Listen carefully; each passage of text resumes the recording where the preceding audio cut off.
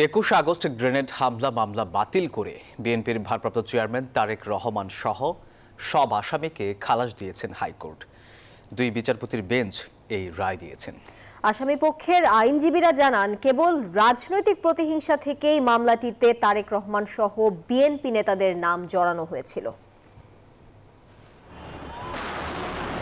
2004 সালের 21 আগস্ট বঙ্গবন্ধু এভিনিউয়ে আওয়ামী লীগের সমাবেশে ভয়াবহ গ্রেনেড হামলায় নিহত হন আওয়ামী লীগের নারী বিষয়ক সম্পাদক আইভি রহমান সহ 24 জন। স্মরণকালে সেই ভয়াবহ গ্রেনেড হামলা মামলায় 2018 সালের 10 অক্টোবর 19 জনকে মৃত্যুদণ্ড, বিএনপির ভারপ্রাপ্ত চেয়ারম্যান তারেক রহমান সহ 19 জনকে যাবজ্জীবন ও 11 জনকে বিভিন্ন মেয়াদে কারাদণ্ড দেন আদালত। এ ঘটনার প্রায় 20 বছর পর মামলার সকল নথি বাতিল করে সকল আসামিকে খালাস দিলেন হাইকোর্ট।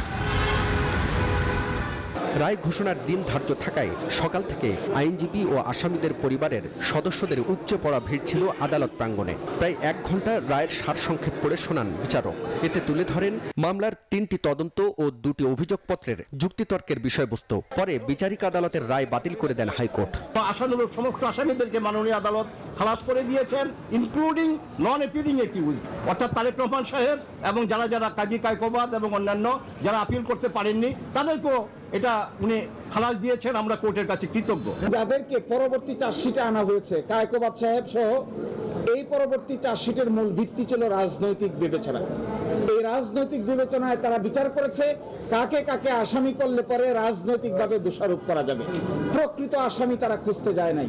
এই রায়ের ফলে ন্যায় বিচার প্রতিষ্ঠিত হয়েছে উল্লেখ করে বিএনপির আইনজীবীরা বলেন, কেবলমাত্র রাজনৈতিক উদ্দেশ্যে এই মামলায় বিএনপির ভারপ্রাপ্ত চেয়ারম্যান তারেক রহমান সহ নিরপরাধ ব্যক্তিদের আসামি করা হয়েছিল।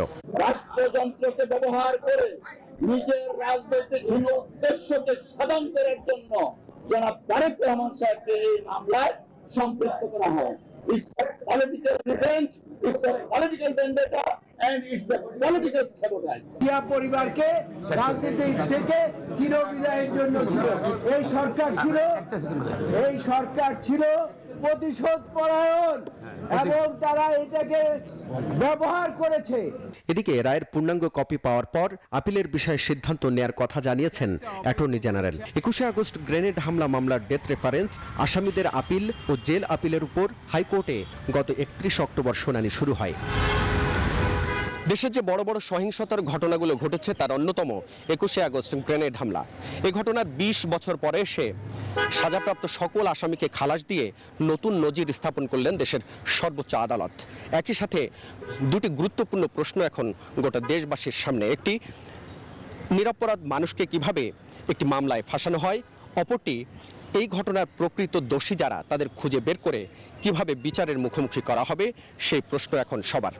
হাবিবুল ইসলাম হাবিব, নিউজ 24, ঢাকা।